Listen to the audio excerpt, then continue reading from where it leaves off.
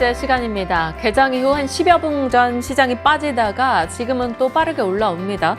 코스피 쪽에서는 개인, 외국인 매수고요. 코스닥 쪽에서는 개인이 무려 3천억 정도를 삽니다. 2,500억을 외국인이 팔고 있고요. 수급적으로도 극명하게 어떤 선택지에 관심을 두고 있는지가 이것만 봐도 느껴지는 것 같아요. 자, 어떻게 시장에 대한 전략을 짜야 될지, 그리고 5월장 앞두고 고민도 같이 나눠가도록 하겠습니다. 오늘 유영화 과장님 모셨습니다. 어서 오세요. 반갑습니다. 네. 시장 전반의 분위기 머니맵 통해서 살펴보도록 하죠. 일단 반도체, 빅테크 업체들의 실적이 잘 나오면서 전방 산업이 괜찮네, 투자 유지되네 쪽의 분위기가 잡히고 있습니다. 그리고 감상 기대도 계속 나오고 있죠. 삼성전자, SK하이닉스가 오늘 상승해주면서 코스닥을 조금 받쳐주고 있는 모습이고요. 2차 전지 쪽에서는 오늘도 에코프로비엔과 에코프로입니다. LFP 개발 관련해서 정부 사업 따는 이야기가 계속해서 어제부터 힘이 돼주고 있죠. 금융주들 어제 전반에 실적 나왔는데 괜찮았습니다. 오늘장 올라가고요. 돋보이는 건 네이버, 카카오의 반등 반갑네요. 자동차가 주 초반에 참 실적으로 인해 강했는데 일단 오늘장은 1%대 동반 하락으로 진행되고 있습니다. 자, 이 가운데 방향 잡아볼 수급적인 흐름이 나오는 종목들 뭐가 있을지 같이 고민해 가도록 하죠. 자, 사모펀드와 연기금의 주간 수급 추이입니다.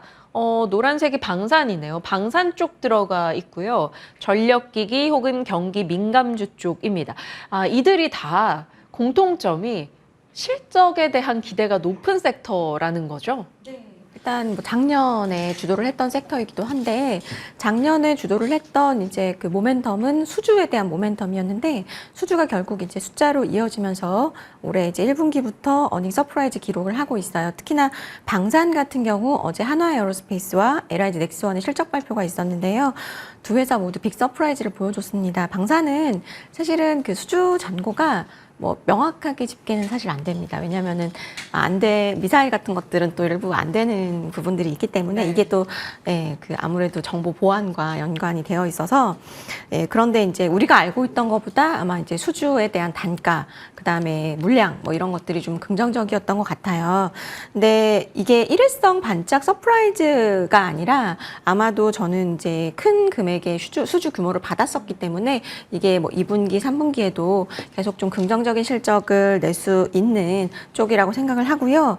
만약에 시장이 뭔가 이제 좀 슬로우해진다면 오히려 숫자가 확보되어 있는 방산 쪽이 조금 힘을 낼 가능성도 염두를 해두셔야 될 것 같고, 지난주에는 아무래도 이제 한미 정상회담을 앞두고 모멘텀을 기다리는 이제 좀 매물들이 들어온 것 같고요. 세론이 나왔지만 그래도 숫자가 잘 나왔기 때문에 저는 개인적으로 하반기에도 좀 긍정적인 흐름 예상해 볼 수 있지 않을까 보고 있습니다. 네, 좋습니다. 그리고 궁금한 게 반도체 쪽이에요. 네. 사실 이번 주에 빅테크의 실적도 잘 나왔고 SK하이닉스 실적, 삼성전자 실적, 인텔, 마이크론 다 내놨잖아요. 이들이 공통적으로 하반기는 좀 기대를 갖게끔 하는 발언을 했고, 웨이퍼 조절하겠다, 감산 25% 삼성은 한다라는 얘기도 들려와요. 그러니까 그냥 고민되니 반도체나 모아갈까 하시는 분들 많더라고요. 저도 그 아이디어 나쁘지 않다고 생각하고요. 저희가 이제 이번 주 아마 화요일쯤에 이 거래소에서 IR이 있었어요. 합동 IR이 있었는데 이제 여러 기업들이 합동으로 해서 이제 선택해서 듣는 건데, 특징적인 게 사실은 이제 반도체 소부장들이 굉장히 많았는데 사실 실적으로 보면은 손이 안 나가고 관심이 없어 보여야 되는데 사실 줄을 서서 들을 정도로 어마어마한 관심도가 있었어요. 그러니까 결국에 쌀 때 바닥에서 뭔가 좀 담아보고 싶은 심리가 실제로 그 IR에서도 막 느껴졌다라고 생각이 드는데, 일단 이번 주에 긍정적인 이벤트 두 가지가 있었죠. 말씀해 주신 대로 대형 2사 삼성전자와 SK하이닉스의 컨콜이 있었습니다. 거기서 하반기에 대한 어떤 수요와 재고 감소에 대한 힌트를 얻을 수 있었고, 두 번째로는 이제 그 마이크로소프트를 비롯한 실적 발표, 빅테크들의 실적 발표가 있었는데, 결국 이 하이퍼스케일러들이 서버 투자를 얼마나 하느냐가 굉장히 중요한데, 이 부분에 대해서 굉장히 긍정적인 이야기들을 내놨어요. 그런데 제가 볼 때는 이 빅테크들이 한 목소리로 AI 투자를 얘기를 하고 있는데, 그러면은 관련주가 도대체 무엇이냐, 이게 되게 핵심인 것 같아요. 과거에는 사실은 이제 일반 서버 투자를 늘린다라고 했을 때는 CPU와 DRAM, NAND가 골고루 낙수 효과를 봤다라고 보면은 네. 지금 같은 경우 H100 AI 서버 강화된 부분들로 들어간다라고 하면 GPU가 압도적이에요. 네, GPU가 압도적이라 해외 같은 경우는 뭐 엔비디아라든지 그런 기업들이 있는데 사실 이 DRAM 같은 경우가 2%이긴 하지만 이쪽을 주력으로 하는 회사 같은 경우는 또 수혜를 볼 수 있어서 개인적으로 과거의 일반 서버의 사이클과 지금 AI 투자를 집중적으로 투자하는 곳에서의 사이클은 수혜주 자체가 좀 달라질 수 있어요. 그래서 최근에 후공정을 강화하는 뭐 HBM에 들어가는 장비를 납품하는 예를 들어 한미반도체라든지 그 다음에 이제 감산을 하더라도 우리가 이제 EUV 쪽은 강화하겠다라는 어떤 코멘트를 내면서 EUV 쪽의 어떤 장비라든지 소재라든지 이런 쪽은 가거든요. 그래서 뭐 DDR5라든지 HBM3에 들어가는 장비 그 다음에 앞서 말씀드렸던 어떤 선단 공정, 미세화 공정 쪽에 들어가는 장비나 소재들 이런 쪽을 조금 더 집중적으로 보셔야 되는 때라는 생각이 들더라고요. 그래서 수급에서도 보면은 그와 같은 종목들 포착이 되기 때문에 아무래도 소부장은 네, 기관이 가장 잘 투자를 합니다. 그래서 수급 보시면서 대응하시면 좋을 것 같습니다. 소부장 관련한 ETF도 이번 주에 또 생기기도 했고요. 사실 DDR5와 HBM3 그리고 EUV 관련한 장비 혹은 소재 쪽 종목들 면밀히 좀 잘 살펴볼 필요가 있을 것 같습니다. 자, 이제 잔금 해제 종목으로 가볼게요. 오늘은 또 어떤 종목을 선정해 주셨을지 열어보겠습니다.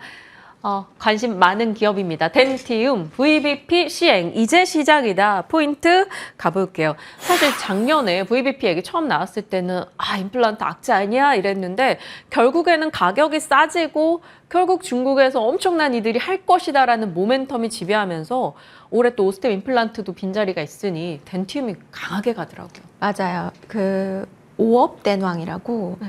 오스템 없으면 네, 덴티움이 덴티움 왕이다. 네, 오업 그런 댐왕. 네. 그걸 잘 기억을 하시면 좋을 것 같고 기관분들은 이제 예를 들어서 오스템 임플란트가 만약에 상장 폐지가 된다면 살 수 있는 종목들이 사실 제한적이에요. 덴탈 관련해서. 그래서 일단 수급적으로 일단 긍정적인 좀 포지션을 가지고 있다라고 보시면 되는데 덴티움은 아마 제가 재작년인가 작년에 한번 추천을 드렸던 종목일 거고 그 이후에 뭐 부침은 있었지만 계속해서 우상향했고 제가 이제 관심을 갖고 나서부터 한 4배 정도가 오른 것 같아요, 이 종목. 근데 아마 이 종목을 들고 나왔을 때 가족 여러분이 지금 생각하시는 게 여기서 더 간다고? 지금 이걸 추천한다고 라고 생각하실 것 같은데 네. 저는 쉽게 한마디로 말씀을 드리면 예전에 중국 분들이 이제 그 초코파이를 먹기 시작했을 때의 오리온의 주가 그리고 뭐 MLB. 화장품 네. 맞아요. 네, 그다음에 이제 그 마스크팩을 붙였을 때 화장품의 주가를 생각을 해보신다면 좋을 것 같아요. 왜냐하면 이 임플란트는 중국에서 굉장히 소수의 사람들이 사용을 했었어요. 그러니까 침투율이 최근에 이제 스트라우만이라는 곳에서 이제 거의 이제 상위 업체죠, 덴탈의. 그 회사가 글로벌 임플란트 시장의 침투율을 조사를 해봤더니 침투율이 0.2% 그리고 구매력 시장에 대한 부분은 한 2% 수준임을 언급을 했습니다. 그러니까 아직까지 이 말인즉슨 업사이드가 상당히 있는 시장이라는 말씀이라고 생각을 하시면 될 것 같고요. 사람들이 벌어들이는 돈이 일단 1인당 GDP가 상승을 하고 있고 그 다음에 이제 임플란트에 대한 접근성 자체가 굉장히 개선이 많이 되고 있어요. 그렇기 때문에 잠재적인 시장이라든지 이런 부분들이 여전히 침투율이 남아 있어서 저는 긍정적으로 보시면 좋을 것 같고요. 중국 같은 경우가 굉장히 중요하죠. 중국은 22년 침투율이 2.9%입니다. 과거 스마트폰을 생각을 해보면 침투율 제로에서 10%까지 주가는 굉장히 잘 가거든요. 그러니까 여전히 주가는 잘 갔지만 침투율 2.9%라는 거죠. 그러니까 전기차도 지금 사실 미국에서 침투율 낮기 때문에 그렇게 되는 거잖아요. 근데 덴탈도 시장은 작지만 중국에서의 침투율 2.9%니까 저는 10%까지 충분히 보셔도 된다라고 생각을 하고 있고요. 여전히 이제 덴티움 쪽에서 가장 공들이는 시장은 중국이에요. 2050년까지 지금 2021년도 임플란트 판매량이 500만 개입니다. 그런데 2050년도 중국 임플란트 판매량은 최대 5천만 개까지 보고 있거든요. 그러니까 10배거의 시장인 거예요. 그래서 핵심은 이제 인구 고령화가 굉장히 중국 쪽에서 가속화되고 있고, 그 다음에 이제 앞서 말씀드렸던 VBP 시행과 시술 가능 의사 수가 계속해서 증가하고 있어요. 그렇기 때문에 Q는 늘어날 것이다. P의 하락은 제한적이고요. 그렇기 때문에 저는 그 이 임플란트에 대한 중국 인들의 접근성 자체가 확대되는 부분을 전 주목을 하실 타이밍이라고 생각을 합니다. 한국인은 10,000명당 600명 정도가 임플란트를 했는데 중국은 10,000명당 7명 정도라고 하더라고요. 네, 네, 맞아요. 그러니까 어마어마하게 성장할 수 있다라는 기대감. 네, 맞습니다. 우리가 그걸로 주가가 올라왔지만 더 볼 수 있다라는 점을 말씀 주신 거고요. 근데 저희가 또 항상 의심하고 이러잖아요. 네, 맞습니다. 중국만 갖고 보지 말고 다른 것도 좀 봐야 되는데 다른 해외 시장으로의 뭐 덴티움의 진출, 모멘텀 이런 게 찾아볼 수 있을까요? 네, 아무래도 이제 중국을 넘어서는 인구를 가진 나라를 생각해 보면 인도를 인도. 꼽을 수 있는데 네. 인도도 사실 세계 치과 시장 중에서 가장 큰 시장 중에 하나라고 볼 수 있고요. 근데 인도 같은 경우가 지금 덴탈 시장이 20-30%가 연평균 성장을 하고 있어요. 굉장히 큰 시장이고 우리가 주목해 봐야 될 만한 시장인데 그런데 인구수 대비해서 침투율은 가장 낮아요. 그러니까 업사이드 굉장히 좋다라고 볼 수 있고 지금 이제 가장 이 인도 시장에서 이 덴탈 시장이 성장을 못한 이유 중에 하나는 결국에 이제 구매력이 낮고 그다음에 이제 시술 가능한 의사가 현저하게 적다라는 부분이 이제 특징적인데 그리고 이제 인도 쪽에서 보면 임플란트 자국의 어떤 그 제품을 사용하냐 아니에요. 결국에 지금 그런 부분들이 부족하기 때문에 결국 수입사에 거의 의존을 하고 있다라고 보시면 돼서 개인적으로 저는 덴티움이 이 시장에서 여전히 해볼 수 있는 부분들이 충분히 있고 인도를 제외하고 나서도 뭐 베트남이라든지 뭐 러시아 이런 쪽도 계속 성장 모멘텀이 더해지고 있기 때문에 제가 볼 때는 중국 이외에도 계속 신흥국 시장에서 좀 잘 지켜보실 만한 포인트들이 많다 이렇게 말씀을 드리고 싶습니다. 네. 그러면 이 VBP 효과가 반영되는 것을 감안했을 때 저희가 어떻게 가격이나 밸류 평가를 줘야 될지 궁금해요. 네, 일단 그 3분기, 그러니까 덴티움이 조금 이제 부진했었어요. 네. 주가가. 근데 3월에 아무래도 VBP 시행이 언제였냐면 4월부터 시행입니다. 그러니까 이게 중국 전역에서 확 한 번에 되는 게 아니라 일부 이제 도시부터 진행이 되기 때문에 이제 4월부터 이거 되니까 내가 조금 아파도 요거 이제 4월에 해야 되겠다. 네, 기다렸다가. 그래서 3월에 사실 수출 데이터가 살짝 감소했었어요. 그런데 4월에 제가 1일부터 10일 데이터를 보니까 요거 안심해도 되겠다라는 생각이 들더라고요. 그래서 아마 이제 5월 초에 또 데이터 나올 텐데 제가 볼 때 5월 초에 데이터 나오면 다시 주가는 좀 괜찮을 수 있다라고 생각을 하고 있고요. 이 수출 데이터에 굉장히 민감하기 때문에 지금 오히려 이렇게 뭐 중국 이슈 때문에 좀 빠져 있을 때 저는 기회라고 생각을 하고 있고 실제로 중국에서 치과 임플란트라는 것을 검색하는 빈도수가 지금 급격하게 상승하고 있어요. 그게 저는 개인적으로 VBP 시행에 어떤 바로미터로 볼 수 있을 것 같아요. 그래서 그런 거 잘 보시면 될 것 같고 차트만 보면 사실 이제 손이 안 나가죠. 근데 개인적으로는 이제 그 헬스케어라는 것이 고령화에서 필수품이기 때문에 저는 개인적으로 지금의 멀티뿔은 너무 낮다라는 생각이 들고 이 피어를 비교를 해봐야 될 텐데 물론 스트라우만하고 절대적인 비교를 할 수는 없지만 스트라우만은 43배를 받습니다. 펄을. 그런데 덴티움은 여전히 15배에 머무르고 있어요. 저는 개인적으로 내년에 또 성장을 하기 때문에 퍼 낮아지는 부분을 생각을 한다면 퍼밴드 차트 보시면은 계속해서 성장한다는 걸 보실 거고 주가가 너무 저 퍼밴드보다 급격하게 상승하지 않는다면 주가는 우상향 할 거라고 생각을 하고 있습니다. 그러면 가격 전략도 중요할 것 같아요. 조금 조정이 왔을 때 사고 또 적정한 목표가를 잡아봐야 될 것 같은데요. 네, 일단은 목표가는 1차로는 17만 원 말씀드리도록 하겠고요. 손절가는 13만 원 말씀드리도록 하겠습니다. 네, 참고하셔서 덴티움에 대한 전략 챙겨가시길 바랍니다. 첫 번째 종목이었고요. 다음 종목도 결국 실적과 어찌 보면 중국 모멘텀을 안고 있는 쪽이 될 수 있겠습니다. 열어보시죠. HD 현대건설 기계, 미국 인프라 수혜주. 과거에는 건설기계 쪽 볼 때 항상 중국 모멘텀을 체크했는데 지난해부터는 확연하게 미국 모멘텀 체크가 더 우선적으로 따르는 것 같습니다. 이 기업을 지금 선택하신 이유부터 들어볼게요. 네, 일단 HD 현대건설 기계는 50년 만에 호황이다라고 할 정도로 한마디로 전 세계가 지금 땅을 파고 있다. 이렇게 보셔도 과언이 아닐 정도로 긍정적인 지금 업황을 보여주고 있고 그것이 숫자로 1분기에 나왔다라고 보시면 돼요. 어제 많이 올랐기 때문에 오늘 좀 조정을 받고 있고, 그 다음에 이제 캐터필러 실적이 발표가 됐는데 실적은 좋았는데 뭔가 하반기에 조금 둔화되는 움직임들, 걱정들 그런 것들을 지금 좀 하고 있기 때문에 주가는 조금 지지부진한 상황을 보여주고 있는데, 그런데 캐터필러 이외에 사실 지금 미국의 산업재 섹터들의 실적 발표가 있는데, 주가 보시면 아시겠지만 캐터필러나 디어앤컴퍼니 같은 경우에 주가가 3월부터 급격하게 빠졌어요. 네. 그러니까 항상 이렇게 좀 불필요한 오해로 빠졌을 때가 저는 개인적으로 기회라고 생각을 하는데, 어떤 우려냐면 최근에 은행 이슈가 발생을 했고 그로 인해서 뭔가 투자가 지연되고 투자가 좀 안 될 것이라는 어떤 침체에 대한 우려가 생기면서 3월부터 산업재 섹터가 굉장히 주가가 많이 빠졌습니다. 그런데 실제로 산업재 관련된 종목들의 실적을 열어보니까 너무 괜찮은 거예요.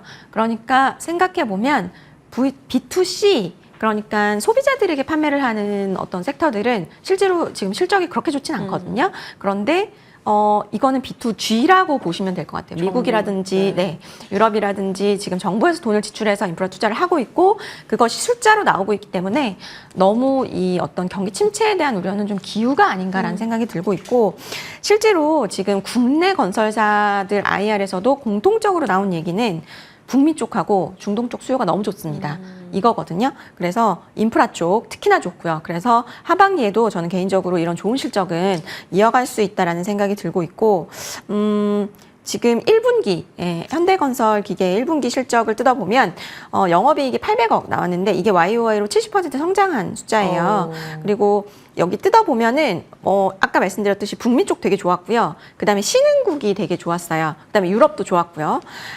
그리고 판가 인상이 긍정적이었고 믹스 개선도 좋았고, 여기다가 P가 상승을 했는데 C가 감소를 낸 거예요. 네, Q도 좋고, 그러니까 지금 사실 업황은 거의 이제 최상의 상태라고 보시면 좋을 것 같고, 지금 이제 북미 쪽을 이제 좀 자세하게 들여다보면은 공장 투자, 미국에다가 공장 지어, 이게 지금 굉장히 지금 많이 이루어지고 있는 상황이고, 신재생, 그 다음에 이제 인프라 투자, 여기까지 이제 3개 트리플 모멘텀이 겹치면서 이례적인 특수를 맞고 있다라고 보시면 되고요. 지금 호황이 어느 정도 수준이냐라고 본다면 미국이 이제 자동차 산업 전성기 끝물이었던 1980년대 뭐 이 정도의 호황을 보여주고 있는 것 같은데, 사실은 그 이후에 미국이 제대로 된 인프라 투자가 없었기 때문에 지금 그런 부분들 보안 투자라든지 이런 부분들이 지금 가파르게 이루어지고 있다라고 보시면 되고, 업체에서 설명했듯이 50년 만의 호황이다 이렇게 보시면 될 것 같아요. 땅을 파는 곳이 늘어난다. 뭐 우리 사우디도 그렇고 미국도 그렇고 우크라 뭐 재건 이슈도 있을 거고요. 뭐 중동도 인도네시아 뭔가 많아요. 그 키워드들을 하나씩 투자 포인트로 쌓아두면 되는 거죠. 네, 제가 몇 가지 이제 가족 여러분께서 이거를 보실 때 투자 포인트를 좀 보십사 몇 가지 이렇게 구체적으로 꼽아드리면, 첫 번째로는 이제 미중 갈등, 이게 결국에는 이 섹터의 수혜로 이어지는 상황이라고 보시면 될 것 같아요.